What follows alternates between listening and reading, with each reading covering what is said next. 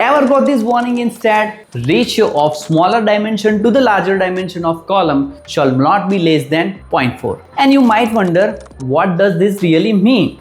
Don't worry, you are not alone. See, in this video, I'll explain exactly why this message appears and how to fix this easily as per IS 13920-2016. Hi everyone, I am Chetan and welcome back to Civil Nirman, where we make structural engineering simple and practical. So today we will decode a common STAAD warning that every beginner faces while designing earthquake resistant RCC buildings. So let's first start with understanding this clause from IS 13920-2016, clause 7.1.2. See, it states that the ratio of smaller dimension to the larger dimension of an RC column should not be less than 0.4. See, in the simple words, if your column size is, let's say, 300 by 750 mm, what will be the ratio? Now, according to this clause, the ratio will be 300 divided by 750, that is 0.4. Now see, this is exactly which is acceptable. But say, if your column is, let's say, 230 by 750 mm, then what will be the ratio? It will be 230 divided by 750 means 0.31, which is less than that 0.4 value. And that's when STAAD gives the warning.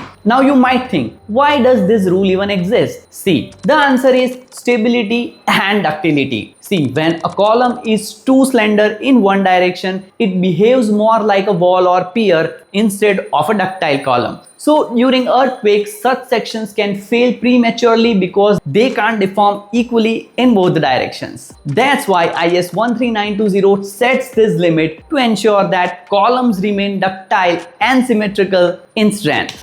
Now the next question is, how do you fix this warning in STAAD? There are three simple steps. Step number 1, identify the column giving the warning in output file. Step number 2, check their dimension in your output file.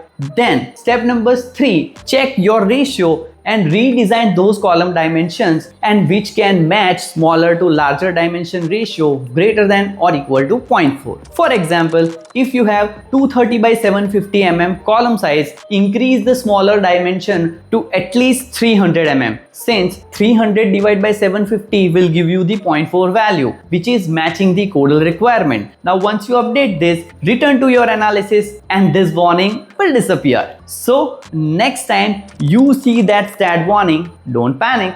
It is just a reminder to keep your column ductile and safe during earthquake. So if this explanation helped you, hit that like button and subscribe to Civil Nirman for more practical STAAD and IS code based tips. Also, check out my new video where I have explained why columns results from STAAD and RCDC are not matching. Stay tuned for all the practical insights and always remember, don't just learn software, learn concept. Thank you.